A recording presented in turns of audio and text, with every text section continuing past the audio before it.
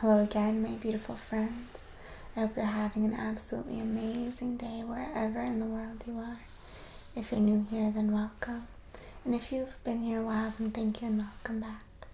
Today's video is going to be a gentle reading video. I have a beautiful book here. There's nothing like a little bit of reading to help you fall asleep. I hope you find it relaxing and that you enjoy. And if you're ready, we're going to get started.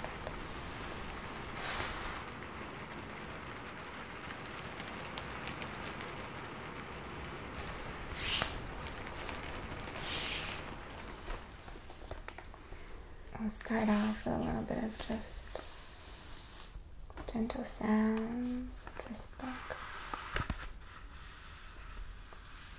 before we get into the actual reading.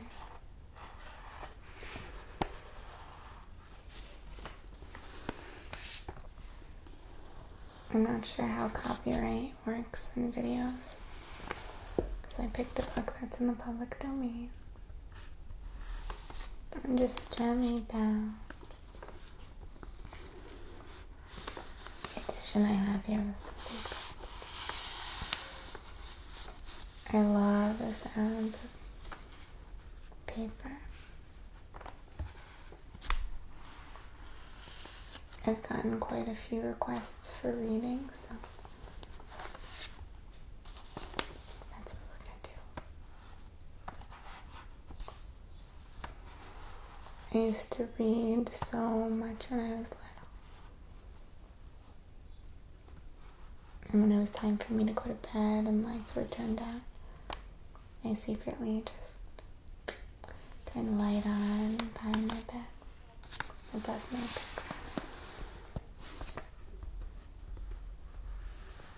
I just read until really late.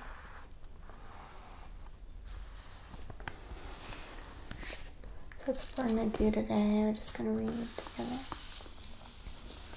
Nothing like a good academic style book to help us fall asleep. If you find the story interesting that you enjoy.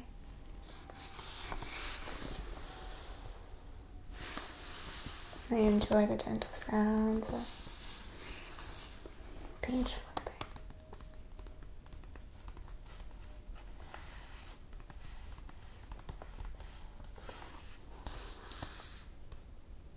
Letting all your thoughts gently melt away.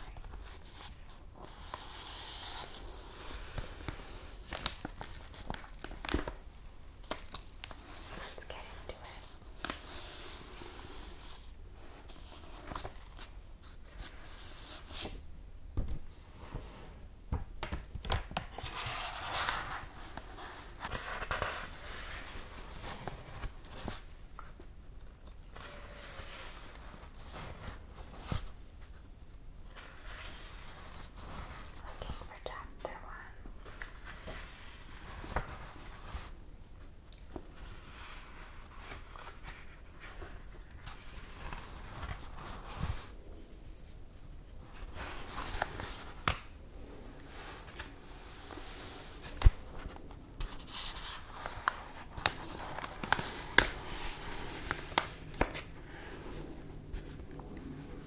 Wuthering Heights.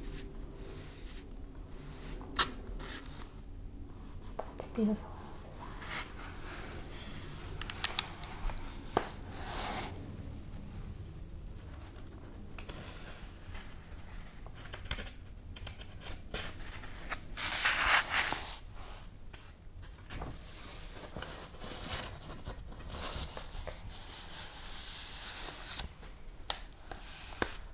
Chapter 1. 1801. I've just returned from a visit to my landlord, the solitary neighbor that I shall be troubled with. This is certainly a beautiful country. In all England, I do not believe that I could have fixed on a situation so completely removed from the stir of society. A perfect misanthropist's heaven, and Mr. Heathcliff and I are such a suitable pair to divide the desolation between us.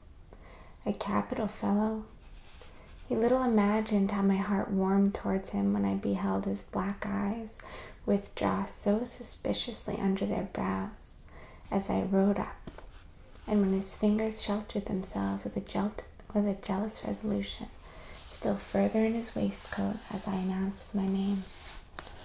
"Mr. Heathcliff," I said. A nod was the answer. "Mr. Lockwood, your new tenant, sir. I do myself the honor of calling as soon as possible after my arrival to express the hope that I have not inconvenienced you by my perseverance in soliciting the occupation of Thurcross Grange. I heard yesterday you had some thoughts." "Thurcross Grange is my own, sir," he interrupted, wincing. "I should not allow anyone to inconvenience me if I could hinder it. Walk in." The walk-in was uttered with closed teeth and expressed the sentiment, "Go to the deuce." Even the gate over which he leant manifested no sympathizing movement to the words, and I think that circumstance determined me to accept the invitation. I felt interested in a man who seemed more exaggeratedly reserved than myself. When he saw my horse's breast fairly pushing the barrier, he did put out his hand to unchain it, and then sullenly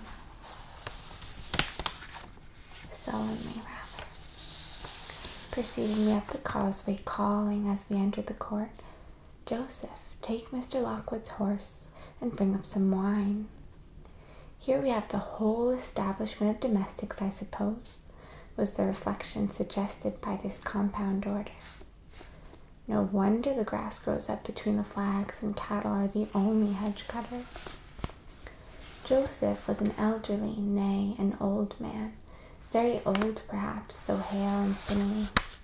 "The Lord help us," he soliloquized in an undertone of peevish displeasure, while relieving me of my horse, looking meantime in my face so sourly that I charitably conjectured he must have need of divine aid to digest his dinner, and his pious ejaculation had no reference to my unexpected advent. Wuthering Heights is the name of Mr. Heathcliff's dwelling, Wuthering being a significant provincial adjective descriptive of the atmospheric tumult to which its station is exposed in stormy weather. Pure, bracing ventilation they must have up there at all times indeed. One may guess the power of the north wind blowing over the edge by the excessive slant of a few stunted firs at the end of the house, and by a range of gaunt thorns, all stretching their limbs one way, as if craving alms of the sun. Happily, the architect had foresight to build it strong. The narrow windows are deeply set in the wall, and the corners defended with large jutting stones. Before passing the threshold, I paused to admire a quantity of grotesque carving lavished over the front, and especially about the principal door, above which, among a wilderness of crumbling griffins and shameless little boys, I detected the date 1500 and the name Hareton Earnshaw.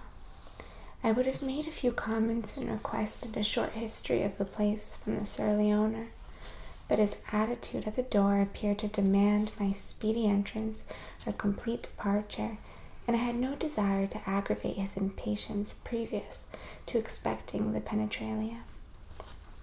One step brought us into the family sitting room without any introductory lobby or passage.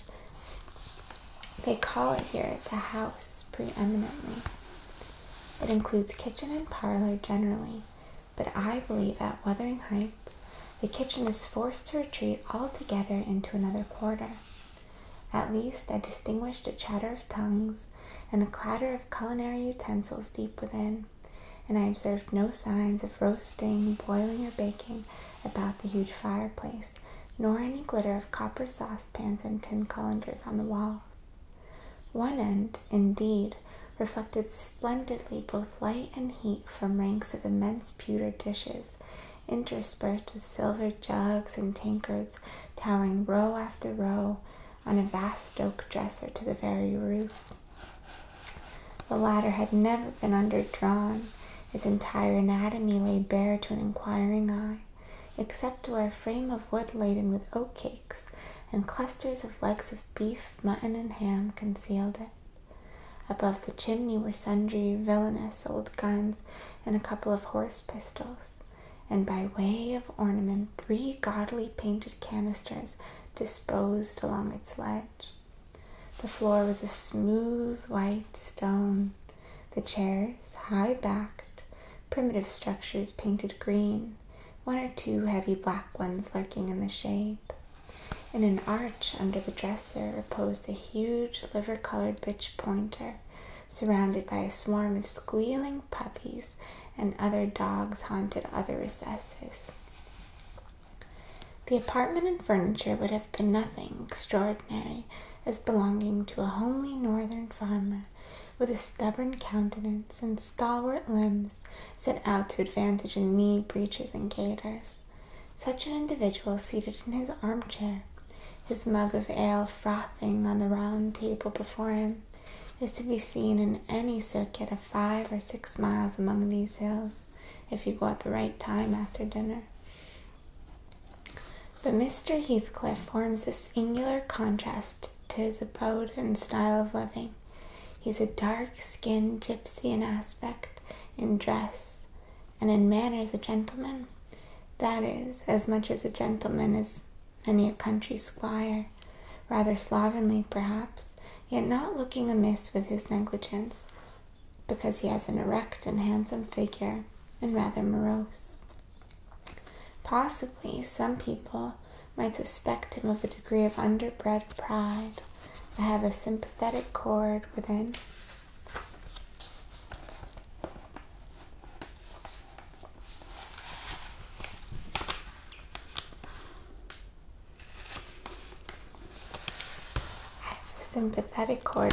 That tells me it's nothing of the sort. I know by instinct. His reserve springs from an aversion to showy displays of feeling, to manifestations of mutual kindliness. He'll love and hate equally under cover, and esteem it a species of impertinence to be loved or hated again. No, I'm running on too fast. I bestow my own attributes over liberally on him. Mr. Heathcliff may have entirely dissimilar reasons for keeping his hand out of the way when he meets a would-be acquaintance to those which actuate me.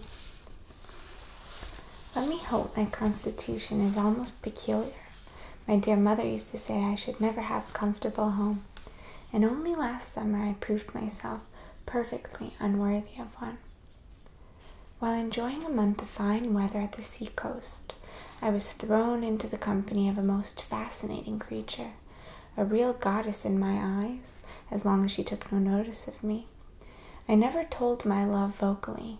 Still, if looks have language, the merest idiot might have guessed I was over head and ears. She understood me at last, and looked a return, the sweetest of all imaginable looks. And what did I do?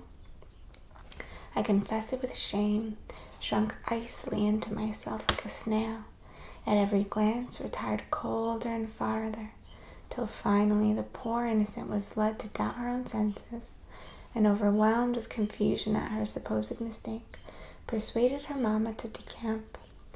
By this curious turn of disposition, I have gained the reputation of deliberate heartlessness. How undeserved, I alone can appreciate.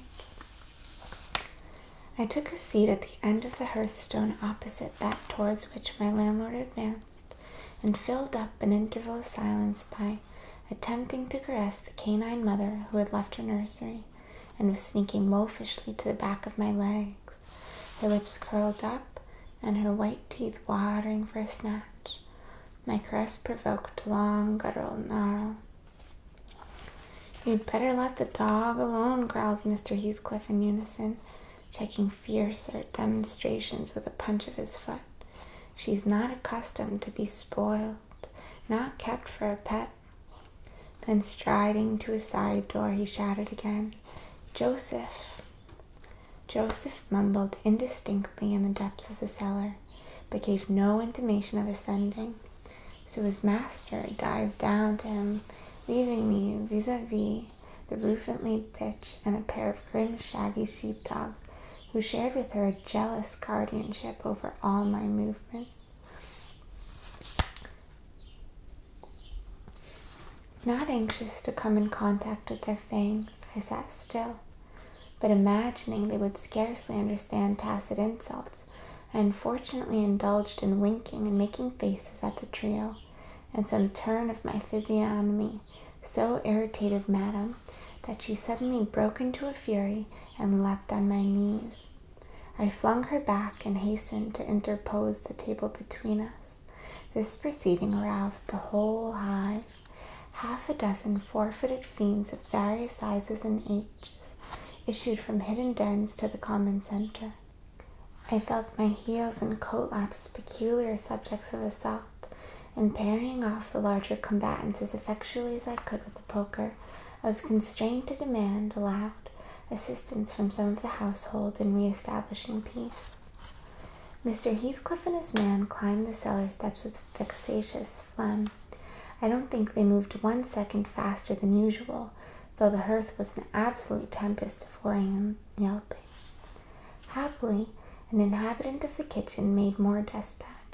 A lusty dame with tucked-up gown, bare arms, and fire-flushed cheeks rushed into the midst of us flourishing a frying-pan, and used that weapon and her tongue to such repurpose that the storm subsided magically, and she only remained heaving like a sea after a high wind when her master entered on the scene.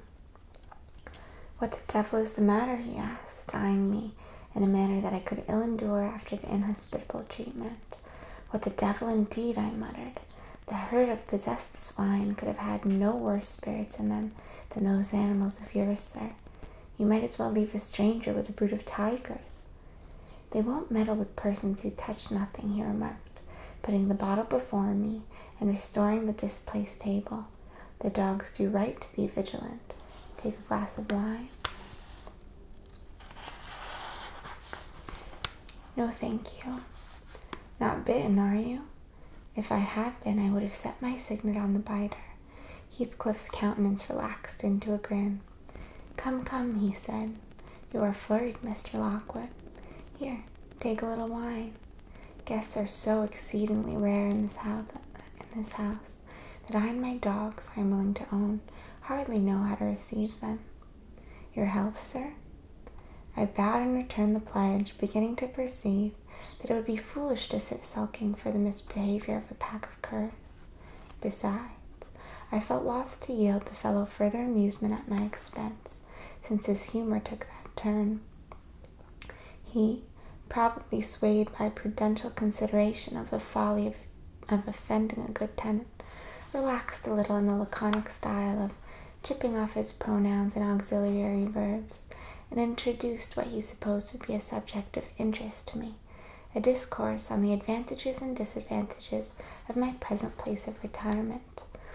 I found him very intelligent on the topics we touched, and before I went home, I was encouraged so far as to volunteer another visit tomorrow. He evidently wished no repetition of my intrusion. I shall go notwithstanding. It's astonishing how sociable I feel myself compared with him. Chapter 2.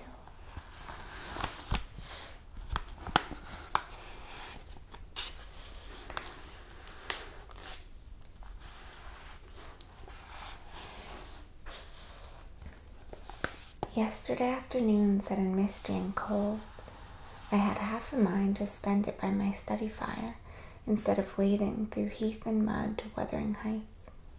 On coming up from dinner, however, on mounting the stairs with this lazy intention and stepping into the room, I saw a servant girl on her knees surrounded by brushes and coal scuttles, and raising an infernal dust as she extinguished the flames with heaps of cinders. This spectacle drove me back immediately. I took my hat, and after a 4 miles walk, arrived at Heathcliff's garden gate just in time to escape the first feathery flakes of a snow shower. On that bleak hilltop, the earth was hard with a black frost, and the air made me shiver through every limb. Being unable to remove the chain, I jumped over, and running up the flagged causeway bordered with a straggling gooseberry bush, knocked vainly for admittance till my knuckles tingled and the dogs howled. "Wretched inmates," I ejaculated mentally, "you deserve perpetual isolation from your species for your churlish inhospitality. At least I would not keep my doors barred in the daytime. I don't care. I will get in." So resolved, I grasped the latch and shook it vehemently. Vinegar-faced Joseph projected his head from the round window of the barn. "What are you for?" he shouted. "To master's down in the fold. Go round by the end of the lath if you want to speak to him." "Is there nobody inside to open the door?" I hallooed responsively. "There's nobody but the missus, and she'll not open it, and you make your flaysome dins till night." "Why, cannot you tell her who I am, my Joseph?" "Nor to me. I'll have no hand wit," muttered the head, vanishing. The snow began to drive thickly. I seized the handle to essay another trial when a young man without a coat and shouldering a pitchfork appeared in the yard behind. He hailed me to follow him, and after marching through a wash house and a paved area containing a coal shed, pump, and pigeon cot, we at length arrived in the huge, warm, cheerful apartment where I was formerly received. It glowed delightfully in the radiance of an immense fire compounded of coal, peat, and wood, and near the table laid for a plentiful evening meal, I was pleased to observe the missus, an individual whose existence I had never previously suspected. I bowed and waited, thinking she would bid me take a seat. She looked at me, leaning back in her chair, and remained motionless and mute. "Rough weather," I remarked. "I'm afraid, Mrs. Heathcliff, the door must bear the consequence of your servant's leisure attendance. I had hard work to make them hear me." She never opened her mouth. I stared. She stared also. At any rate, she kept her eyes on me in a cool, regardless manner, exceedingly embarrassing and disagreeable. "Sit down," said the young man gruffly. "He'll be in soon." I obeyed and hemmed and called the villain Juno, who deigned at the second interview to move the extreme tip of her tail in token of owning my acquaintance. "A beautiful animal," I commenced again. "Do you intend parting with the little ones, madam?" "They're not mine," said the amiable hostess, more repellingly than Heathcliff himself could have replied. "Ah, your favorites are among these?" I continued, turning to an obscure cushion full of something like cats. "A strange choice of favorites," she observed scornfully. Unluckily, it was a heap of dead rabbits. I hemmed once more and drew closer to the hearth, repeating my comment on the wildness of the evening. "You should not have come out," she said, rising and reaching from the chimney-piece 2 of the painted canisters. Her position before was sheltered from the light. Now, I had a distinct view of her whole figure and countenance. She was slender, and apparently scarcely past girlhood, an admirable form and the most exquisite little face that I have ever had the pleasure of beholding. Small features, very fair, flaxen ringlets or rather golden, hanging loose on her delicate neck, and eyes, had they been agreeable in expression, that would have been irresistible. Fortunately for my susceptible heart, the only sentiment they evinced hovered between scorn and a kind of desperation, singularly unnatural to be detected there. The canisters were almost out of her reach. I made a motion to aid her. She turned upon me as a miser might turn if anyone attempted to assist him in counting his gold. "I don't want your help," she snapped. "I can get them for myself." "I beg your pardon," I hastened to reply. "Were you asked to tea?" she demanded, tying an apron over her neat black frock and standing with a spoonful of the leaf poised over the pot. "I shall be glad to have a cup," I answered. "Were you asked?" she repeated. "No," I said, half smiling. "You are the proper person to ask me." She flung the tea back, spoon and all, and resumed her chair in a pet. her forehead corrugated and her red underlip pushed out like a child ready to cry. Meanwhile, the young man had slung onto his person a decidedly shabby upper garment, and erecting himself before the blaze, looked down on me from the corner of his eyes, for all the world as if there were some mortal feud unavenged between us. I began to doubt whether he were a servant or not. His dress and speech were both rude, entirely devoid of the superiority observable in Mr. and Mrs. Heathcliff. His thick brown curls were rough and uncultivated. His whiskers encroached bearishly over his cheeks, and his hands were embrowned like those of a common laborer. Still, his bearing was free, almost haughty, and he showed none of a domestic's assiduity at attending on the lady of the house. In the absence of clear proofs of his condition, I deemed it best to abstain from noticing his curious conduct, and 5 minutes afterward, the entrance of Heathcliff relieved me in some measure from my uncomfortable state. "You see, sir, I am come, according to promise," I exclaimed, assuming the cheerful, "and I fear I shall be weather-bound for half an hour, if you can afford me shelter during that space."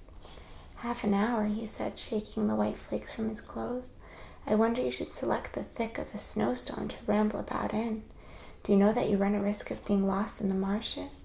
People familiar with these moors often miss their road on such evenings, and I can tell you there is no chance of a change at present. Perhaps I can get a guide among your lads, and he might stay at the Grange till morning. Could you spare me one?" "No, I could not." "Oh, indeed. Well, then I must trust to my own sagacity." "Umph. Are you going to make the tea?" demanded he of the shabby coat, shifting his ferocious gaze from me to the young lady. "Is he to have any?" she asked, appealing to Heathcliff.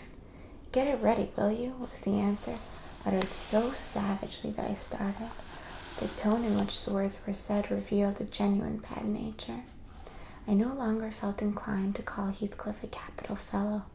When the preparations were finished, he invited me with, "Now, sir, bring forward your chair," and we all, including the rustic youth, drew round the table, an austere silence prevailing while we discussed our meal. I thought if I had caused the cloud, it was my duty to make an effort to dispel it. They could not every day sit so grim and taciturn, and it was impossible, however ill-tempered they might be, that the universal scowl they wore was their everyday countenance. "It is strange," I began, in the interval of swallowing one cup of tea and receiving another. "It is strange how custom can mold our tastes and ideas. Many could not imagine the existence of happiness in a life of such complete exile from the world as you spend, Mr. Heathcliff. Yet I'll venture to say that surrounded by your family, and with your amiable lady as the presiding genius over your home and heart—" "My amiable lady," he interrupted with an almost diabolical sneer on his face. "Where is she, my amiable lady?" "Mrs. Heathcliff, your wife, I mean." "Well, yes, oh, you would intimate that her spirit has taken the post of ministering angel, and guards the fortunes of Wuthering Heights, even when her body is gone. Is that it?" Perceiving myself in a blunder, I attempted to correct it. I might have seen there was too great a disparity between the ages of the parties to make it likely that they were man and wife. One was about 40, a period of mental vigor at which men seldom cherish the delusion of being married for love by girls. That dream was reserved for the solace of her declining years. The other did not look 17. That's where we're going to stop for now. I hope you found this relaxing. We'll continue next time. I wish you a beautiful night's rest and beautiful relaxation time. I look forward to seeing you in the next video. Namaste.